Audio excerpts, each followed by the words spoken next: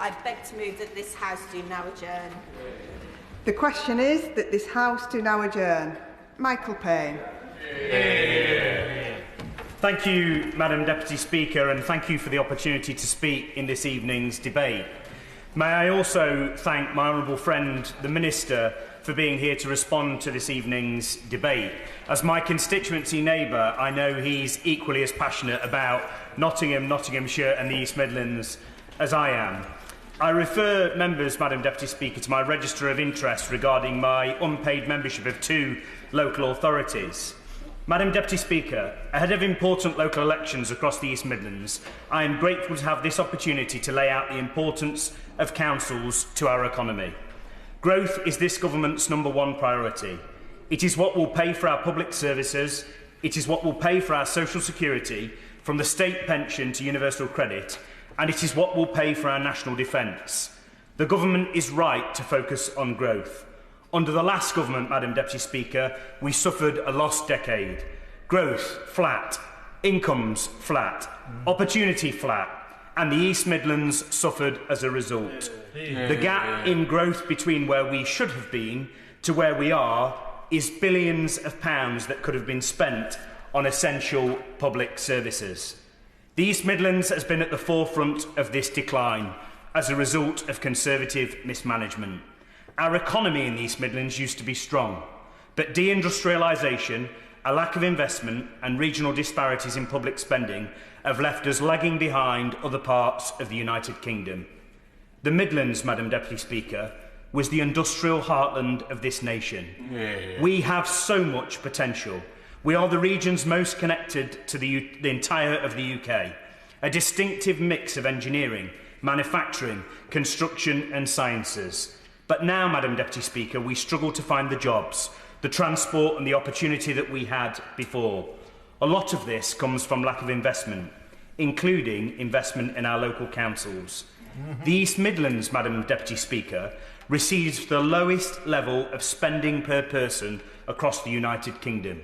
We receive the lowest level of capital spending and we receive the lowest level of total spending. Madam Deputy Speaker, the facts speak for themselves.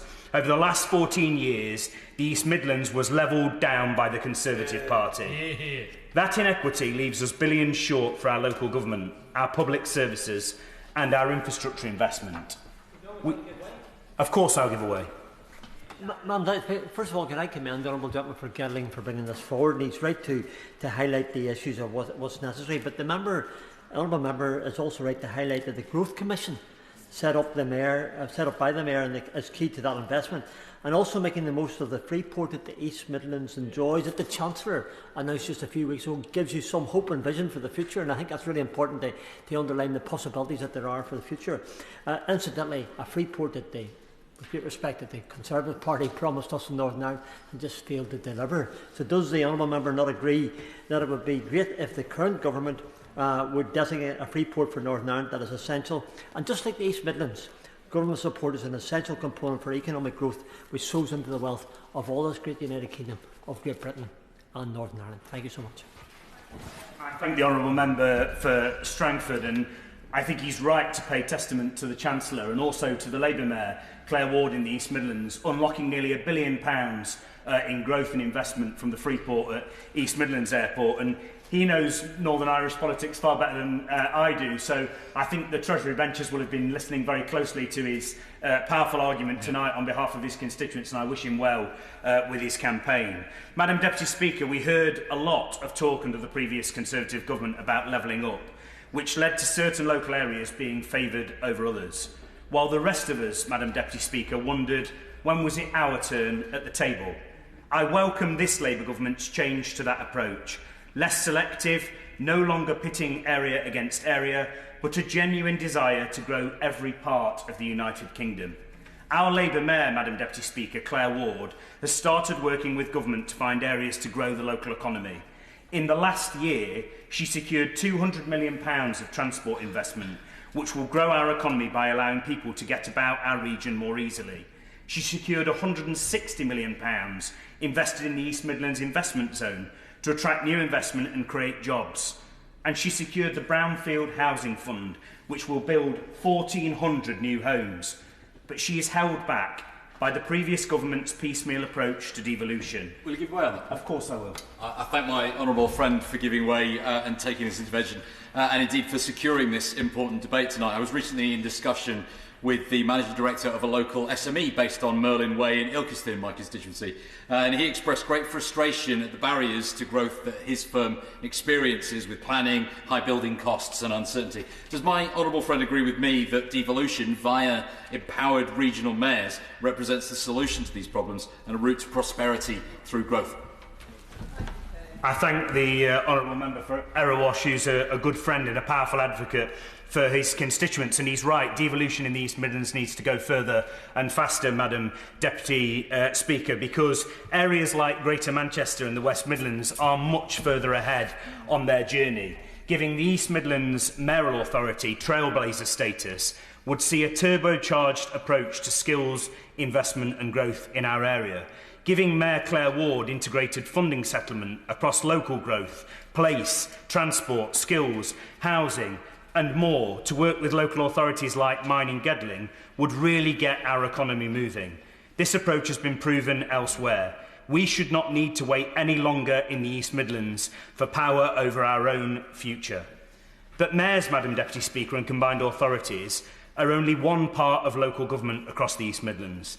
It is councils, borough, county and unitary, that often do the overlooked, often ignored, hard yards that actually provide growth in our communities. The government recognises that to grow the economy, it has to work hand in hand with business. But, Madam Deputy Speaker, it also has to work hand in hand with local government. Public services are essential for social and economic security. Vital services like education, housing, healthcare, transport, these contribute to the economic productivity of the region, and local authorities provide the best investment in local areas. The Local Government Association, Madam Deputy Speaker, found that councils in the East Midlands directly contributed to 20% of local GDP through projects that promote business growth, job creation and regional investment. Local authorities are key enablers for the government's promises around transport, housing, skills and growth. The government is rightly reforming the planning system to allow council planners to do their job, but every single one of the 1.5 million houses built under this government will have been approved by a council planner, and it's local authority workers that will be instrumental in the rollout of free breakfast clubs across schools. And we have seen the impact on growth and economic confidence if simple things like our bin collections go wrong. Our local government workers, Madam Deputy Speaker, keep our communities and this country ticking. They are all heroes. So my plea to the government is simple. Do not ignore local government, or local government finances, or local government staff.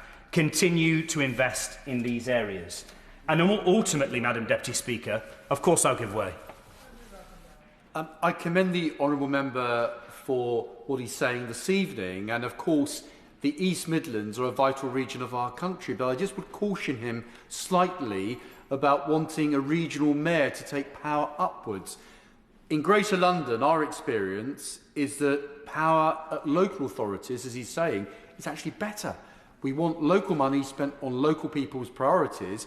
If you put everything up to this regional mayor, he may find that the money is actually not spent on the priorities he's hoping for, but goes up to one bureaucracy, and local people's priorities are often ignored. That's our experience in the London Borough of Havering. Thank you, Madam Deputy Speaker, and I thank the honourable member for sharing his view with me. I have to say it's not a view we share in the East Midlands. We have a partnership approach with our Labour Mayor, Claire Ward, in the East Midlands, working with brilliant local Labour councils, and I'd have a slight degree of sympathy for the honourable member if he hadn't been coming here for the last 14 years, voting for cuts against local councils in the East Midlands, where they took 60p out of every pound of their budgets. Ultimately, Madam Deputy Speaker, where you have good, soundly managed local authorities with boundaries that local people understand and prefer, like in my borough of Gedling, do you really want local authority staff focused on a multi-year reorganisation process? Or do you want them getting on with the job and growing their local economies? The Government has rightly pointed out that certainty is essential to economic growth. So, Madam Deputy Speaker, may I be as bold as to suggest that certainty in local government, whether it's a planner knowing that they have a job in the future, or whether it's a local authority knowing it will exist in 2 years' time, is also essential. Madam Deputy Speaker, my constituents have told me loud and clear that they don't want to see a change to their local council. It's important to me that their voice is heard and listened to in this chamber, and it's important that they are listened to in this debate. I share their pride in having a well-run local council in Gedling Borough Council, with low council tax, low levels of debt and decent delivered public services, and I'll argue for that to the hilt.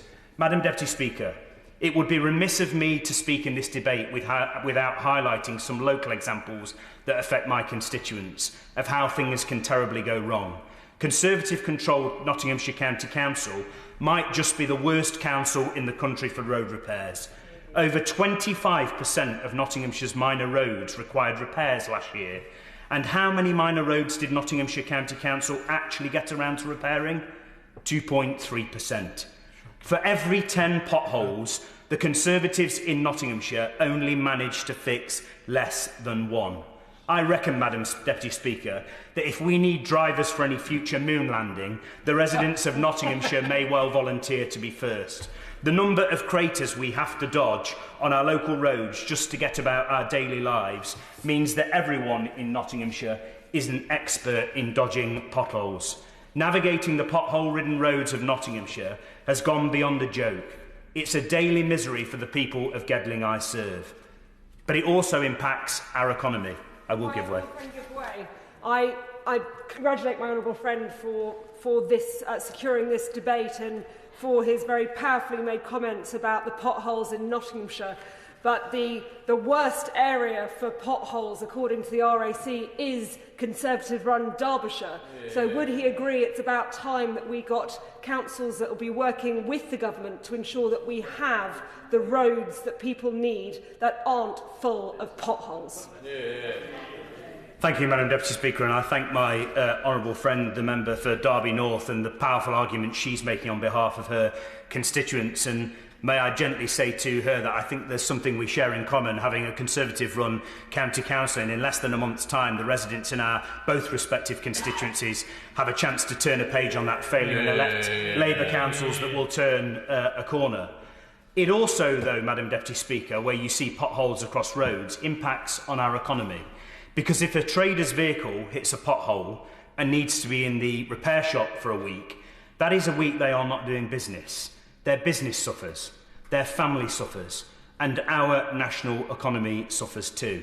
One of my constituents, Madam Deputy Speaker, a new mother, was crossing the road with her newborn daughter in a pram when the pram snagged on a pothole, causing the mother to tip over her newborn baby, almost ending up in the middle of a busy road.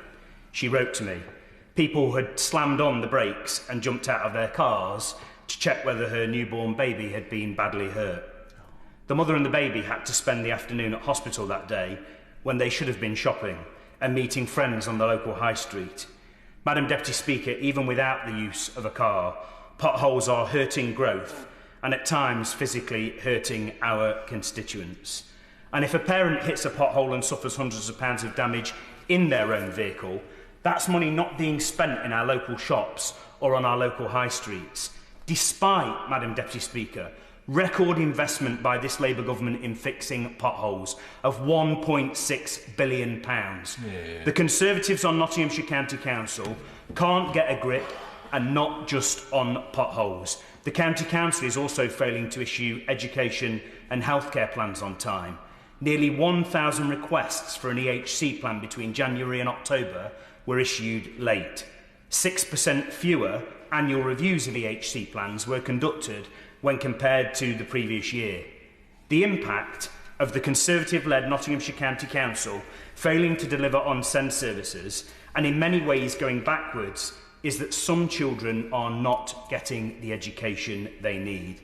And this is forcing some parents in my constituency and across the East Midlands to stay at home to school their children rather than going to work, hurting their livelihoods, hurting their opportunity to contribute to the economy.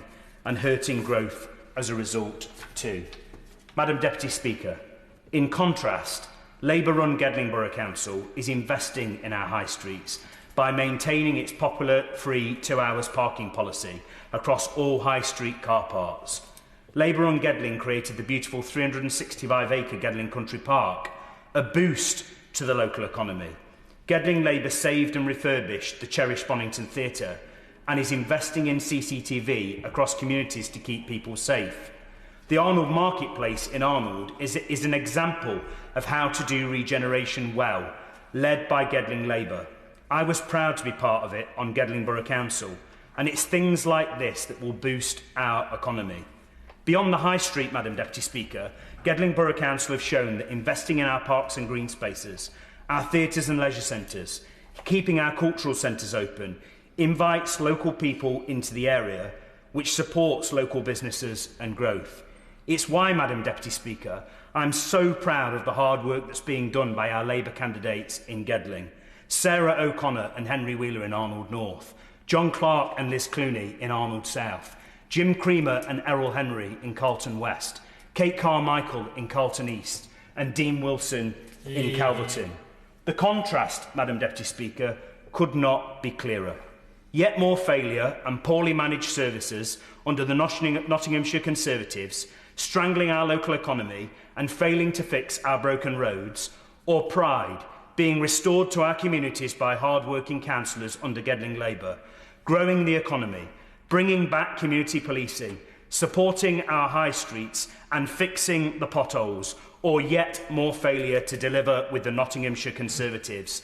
That's the choice on offer next month at the local elections, and that's the choice that residents in Gedling can choose. Thank you, Madam Deputy Speaker. Natalie Fleet. Madam Deputy Speaker, and I thank the honourable member for Gedling for securing this debate, and I can assure him that potholes are as bad in Conservative-run Derbyshire County Council as they are in Nottinghamshire. So our area has been shut out of the conversation around economic growth for too long. I'm excited to see the change with a Labour East Midlands mayor and a Labour government.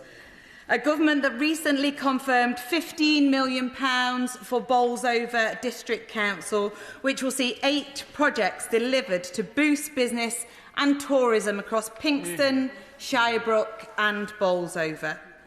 However, there is one area that desperately needs investment so that we can unlock our economic potential, and that is transport. 80% of residents in Bolsover live in transport-related social exclusion. That's compared to 18% of residents across England. It's the second highest in the whole of the country. From South Normanton to Marlborough, transport issues affect growth and have a huge impact on everyday life. People in Clown are desperate for a bus to Chesterfield Royal Hospital.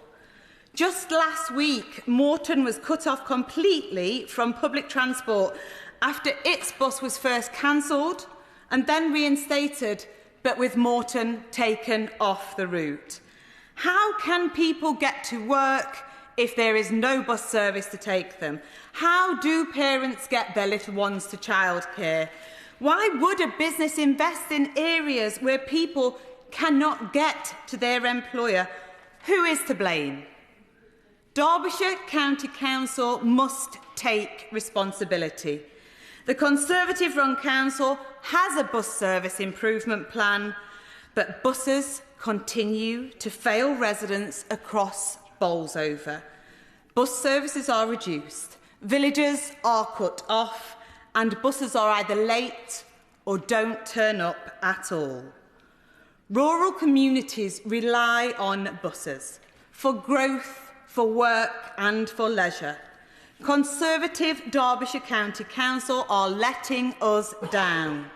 Bolsover deserves better, and I would urge anyone who agrees to make this known at the ballot box on the 1st of May. Thank you.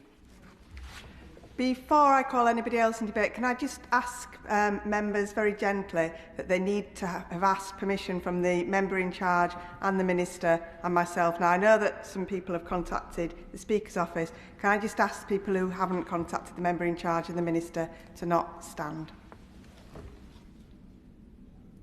Oh. Minister Alex Norris. Thank you, Madam Deputy Speaker, and I'm grateful to my honourable friend, the member for Gedling, for securing this debate and raising both the economic challenges and the opportunities faced by our communities across the East Midlands. And it's a personal thrill for me. He and I have been friends for a long time, and he and I have been talking about these issues an awful lot as members of our council in our days, and beyond that, perhaps over a pint in town from time to time. So to be able to do that in this place, and on the occasion of his first, I believe, adjournment debate, is a real personal thrill. And I shared so much of what he said, and I'm going to talk a little bit about the potential and some of the investment this government's doing to change the trends that he's discussed. Because the Midlands is the largest regional economy outside of London, and there is plenty, I think, for us to support. And for Order. I beg to move that this House do now adjourn. The question is that this House do now adjourn. Minister Alex Norris. Thank you, Madam Deputy Speaker. And it is our firmest belief as a government that economic growth, and obviously colleagues will have heard a lot from us about the primacy of growth, but that economic growth should reach all communities and drive a real rise in living standards across the country, particularly for those areas that have been left behind. And again, I shared my honourable friend's analysis of the lack of investment in recent years in the East Midlands, but also I share his analysis of our potential, our resources, our heritage, particularly our industrial heritage, as well as the benefits that our location brings. So we know that there is a lot to do and a lot to back in our part of the world. So I'm going to talk about some of those things, Madam Deputy Speaker, that we're doing as a government. And I was delighted and proud that last month, as a cornerstone of our plan for change, we announced our new Plan for Neighbourhoods, a £1.5 billion programme to ignite renewal and fight deprivation, revitalising local communities. And the East Midlands is at the heart of that programme, with 10 areas selected to receive a long-term investment of up to £20 million of funding and 10 years of support to reach their full potential. Recipients in the East Midlands include Boston, Skegness and Spalding in Lincolnshire, Chesterfield in Derbyshire, across Nottinghamshire. We've got Worksop, Newark-on-Trent, Mansfield, Ashfield, Clifton and indeed Carlton in the constituency of my honourable friend, the member for Gedling. And they will all be worthy beneficiaries of this fund to rebuild, restore, rejuvenate neglected infrastructure and fractured communities. We also believe that driving growth that is sustainable, innovative and green is an anchoring part of our mission to be a clean energy superpower. And we in the East Midlands, with our heritage in the energy space, are brilliantly poised to lead the green energy revolution. Earlier this year, in January, we announced a record £410 million investment to develop cutting-edge clean energy, which will include the creation of a world-leading STEP prototype fusion energy plant in Nottinghamshire. This investment puts the UK at the forefront of fusion delivery, firmly on the path to net zero, and recognises the East Midlands region as pioneers of the clean energy of the future. On housing, in October we allocated nearly £17 million of the £68 million brownfield land release funding to the East Midlands, and that means a dozen schemes in Derby, Derbyshire, Nottingham, Nottinghamshire have been identified for grants to support the construction of nearly 1,500 homes in the region. These housing developments will revitalise underused sites in our cities and communities, with work already commencing on some locations. And a particularly significant housing announcement is one that's particularly close to my heart. And that's what I am so proud to say from this dispatch box as a Nottingham MP and as a government minister, that following the announcement on the 31st of March, we are delivering a significant milestone boost to the regeneration of Nottingham city centre through the acquisition by Homes England of the Broadmarsh site. It feels good. There will be many people in Nottingham who say that that is overdue by years, possibly multiple decades, and I wouldn't fight that contention. But this is a huge step forward for the city of Nottingham. This development will create 1,000 homes, up to 20,000 square metres of retail, office and community space, and generate around 2,000 full-time jobs, complementing the establishment of Nottingham College Hub next door, the opening of the Central Library there as well, the bus station, the new car parks, and the completion of the Green Heart public realm. And as I say, perhaps it has taken too long. In fact, no doubt it has taken too long, but this will be a wonderful development for our community. And the Honourable Gentleman mentions the importance of local leadership. I commend the leadership of Councillor Nagat Khan and Councillor Ethan Radford in driving this forward. The Honourable Gentleman mentions the important work of the East Midlands Combined County Authority, and I completely share that. We have made a commitment as a new government that we fundamentally believe in a new settlement in this country, and at the heart of this new settlement is the transfer of money and power from this place and from Whitehall to Town Hall, and at the forefront of that will be our devolved administrations, our combined authorities. And the MCA investment fund of £9.5 million will support key projects to break down barriers to opportunity and significantly boost growth in our region. This is funding to be allocated for projects that invest in homes, jobs, manufacturing, clean energy and greener spaces in order to create thriving local places, with a number of specific projects set to benefit, including the South Derbyshire Growth Zone, a £1.5 million investment for a new junction on the A50 Trunk Road, which will unlock plans to build 4,500 homes and nearly 3.5 million square feet of commercial floor space. The Trent Clean Energy Supercluster in Bassetlaw, £3 million to advance the transformation of 3 former coal-fired power stations along the Trent into a world-leading clean energy and innovation centre, again leaning into our past and helping us build our future. The Derby City Urban Quarter, £3.75 million to transform priority areas in Derby City, creating a vibrant, sustainable and accessible urban quarter. Would the Minister give way? I'll happily give way. Derby City Council is working with partners beginning to deliver transformative regeneration, like Valent Live, a new 3,500 capacity performance venue which has just opened, a refurbished market hall about to open, a new university business school nearly finished, and the £20 million being delivered by this government to our 2 theatres. So would the Minister agree that regenerating our city centres is key to unlocking the economic growth across the region? And can the Minister outline how this government is supporting local council leaders to generate growth in their local areas? I'm grateful for that intervention. I think the Honourable Lady puts a very thoughtful and perhaps very well judged counterweight to my love letter to Nottingham City Centre for Derby City Centre too, because perhaps she knew it was just too far beyond me to overcome our traditional rivalries to do so, but she did so better than I could have done so, and I think that's really important. Derby's got some very exciting days ahead of it because of the investments, because of the creativity of local leaders and the local community in enhancing that space. The thing for me, to speak to the final part of her question, is that we get to them the tools and the resources to do so. I'll talk a little bit about local government finance in a second, but we want to make sure that they have the powers. I will shortly, whether it's high street rental auctions or similar, to make sure that they have the powers to shape their community. I give way. I thank the Minister very much for giving way, and he talks about the dichotomy between Nottingham and Derby. As the Member of Parliament for Erewash, which sits at the halfway mark between two, I felt obliged to come in at this point, Madam Deputy Speaker. I've seen firsthand the massive improvements that the Labour administration has made at Erewash Borough Council in the 2 short years since they took control, from encouraging solar farms to helping community events to liberalising the grants programmes for businesses to introducing £2 million of new investments to Erewash. Will the Minister join me in congratulating the fantastic Erewash Labour Group and the broader Erewash Borough Council? Yeah. I'm grateful for that intervention. I mean, I don't think we could litigate in the remaining 22 minutes whether Long Eaton is in Nottingham or in Derby. The Honourable Gentleman perhaps is better qualified to say than me. All I would say is that when I go to see him, I do see a lot of Forest shirts. But he is right to highlight the work of his council. They've not had very long in power, but they have taken a very progressive, a very ambitious approach to shaping place there, and I'm always very proud to work with James and colleagues. To mention a couple more of those investments, Infinity Park, also in Derby, £1.5 million for a research and development facility within EMCA's investment zone to support advanced manufacturing and nuclear sectors. and the Avenue site southern access in North East Derbyshire, £1 million for creating a southern access to the Avenue site, improving access for vehicles, pedestrians and enabling future development.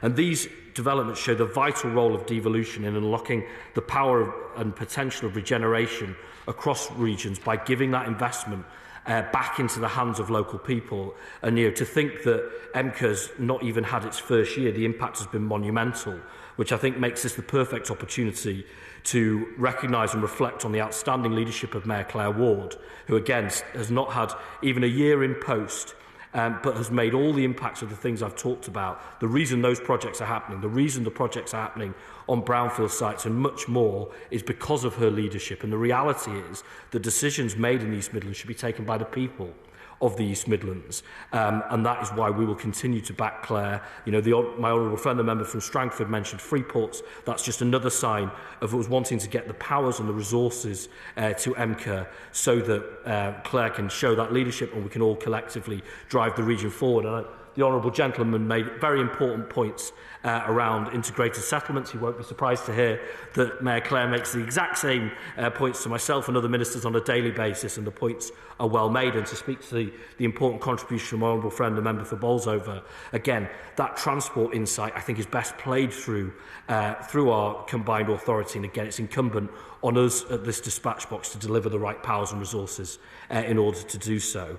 But of course there is the I would say age-old, but it's actually quite a new problem, Madam Deputy Speaker, of an East Midlands mayoralty that doesn't quite cover all of the East Midlands. I am delighted that the region is on the cusp of its second devolution success with the upcoming election in less than a month of the Greater Lincolnshire Combined County Authority Mayor. That will bring £750 million of investment over 30 years, with an initial £20 million capital funding to drive place-based economic regeneration. That is a great step forwards, and that is part of, as we've made good in the English Devolution White Paper, our commitment to a significant shift of power and resource from this place to local communities. I give way.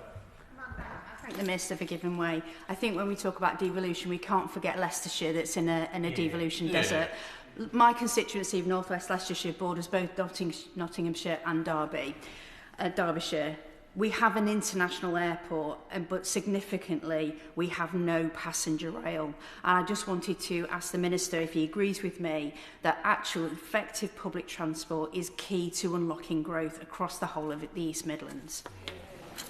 I very much do so. I think it should be a point of great pride that, and again, it's one of our huge assets that we have the biggest pure freight airport in the country. Our geographic location means that, frankly, all journeys that involve the transport of goods tend to come through us at some point, but in this case, in the case of the airport, very directly.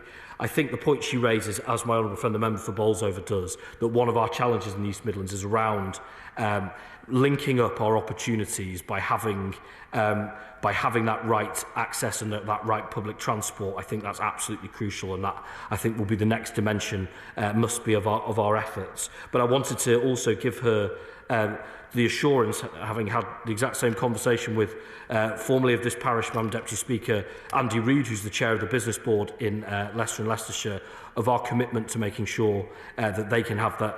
The devolution and gaps at the moment can also build a bright and more sustainable future for their communities, and we will work with them in whatever way we can. I mean, my honourable friend, the member for Gedling, was exactly right in saying that we can't forget the importance of our local councils. I'm very proud to be a former member of my council. I'm also very proud, having seen how hard it's been in recent years for local authorities, that at the recent budget we started that journey of rebuilding local finances. I think we're going to start to see much better services as a result, and people will feel that change, and we have to. I want to cover, before I close, the point the honourable gentleman made. He said with a degree of boldness with regards to local government reorganisation. Now, having, as I did, I think, make the case strongly for the devolution of power, I think colleagues will know that my belief is that decisions are better taken locally than in this place, and we will certainly shift power in that regard. I think we do have to have a degree of responsibility that where we add tiers of government, we rationalise other tiers. I think of parts of my own constituency that have 5 tiers of government now. They have an elected mayor, they have myself and this place, they have a county council, they have a borough council, they have a town council. I don't think it's unreasonable that we should want to bring those things forward, but he makes very, very important points. about the importance of getting voice of local communities into the room. And that, of course, will be the moment now. We have, I think, over the next few months to November, when we expect proposals to be submitted, we have that opportunity to have those conversations. We're at proposal stage. We're going to make sure that communities have the right insight to make the right judgments about their future, and those are conversations we'll facilitate and be part of too. So, to conclude, Madam Deputy Speaker, our region, the thing I think that frustrates me about our city, my city and our region, was that we've had 4 really difficult decades. There's no doubt about that. And you see the scars, physical, societal, all across the area and the memories that we've lived with. For too long we've talked about, or been, even worse, been talked about in the deficit of what's wrong with us, what we don't have. I'm really pleased with the spirit of this debate and the spirit of debate about our region over the last year, and certainly in this new Parliament, is one that talks about the great opportunities there are in the East Midlands, which are huge and abundant. We as a government will back them, but most importantly, it will be local leaders, the elected mayor, council leaders, local members of Parliament and the local community that shape and deliver and drive that. I think that's the right way round, and I can't wait to see what we can collectively achieve. Thank you very much. The question is that this House to now adjourn. As many as are of that opinion say aye. Aye. The ayes have it. Order, order.